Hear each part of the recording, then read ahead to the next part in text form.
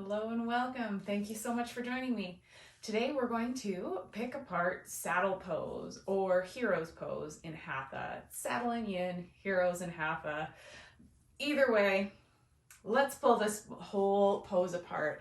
I know it's not a favorite for many people, especially if you're looking at, if you have any knee tension, knee pain, it can be quite intense in those knees. So we always want to be making sure that we are able to breathe in these postures so that our body can communicate with us and tell us what is going on. At any point in time, your body is saying, no, this posture is not for me, then don't do the posture. I can't say that enough. Please listen to your body. Saying that, let's get into this posture. We're really going to start opening up through the front line of the body as well as into your quads. So you can set up for this posture there's a whole bunch of different ways, but if we just want to stand up on our knees and then take our feet out wide to either side, you can take your seat back and sit down in between your heels.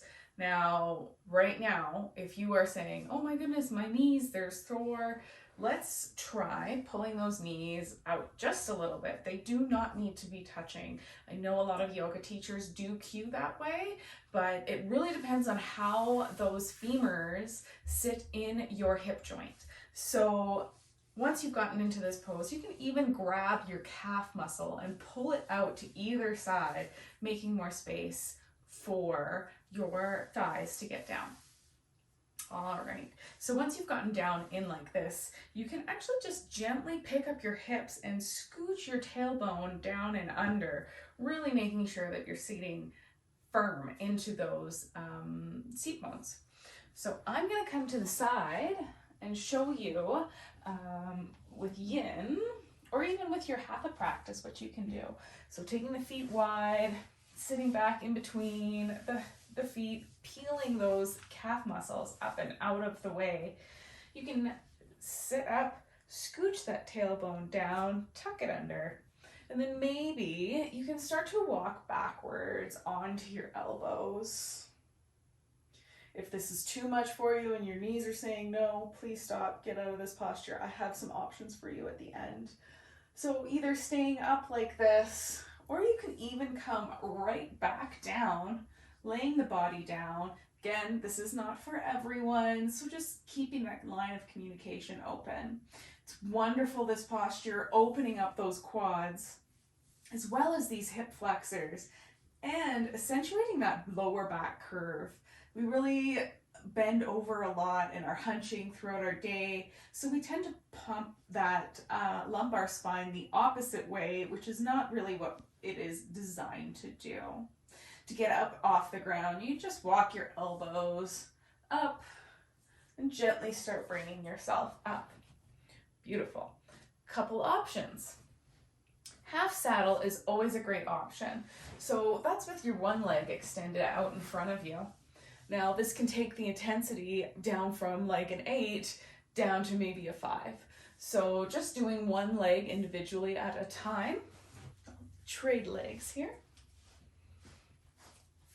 Again, that knee does not need to be pointing forward. If you need the space and your body is saying, my hips don't move like that, and you're feeling that bone on bone tension, try walking that knee out. See how that feels. You can always grab as well a block. Pop that underneath your seat. See how that feels. Maybe that extra little added height is going to give you still that wonderful quad stretch, but not be so intense into the knee joint. This can work here, or you can also play with maybe bending this knee and leaving that sole of the foot on the ground. Maybe that feels good. Try it. Play with the posture. Make this posture your own. And know that at no time, at any point, do you need to come into the full pose. Like sitting upright in your saddle pose, in your half saddle pose, you are gaining all the same benefits as if you were to lay right back down. So remember, it's not a competition. This yoga practice is your own. You're in competition with no one. That's your mind telling you that you need to do that. Get that ego out of there and feel what your body is feeling in the pose.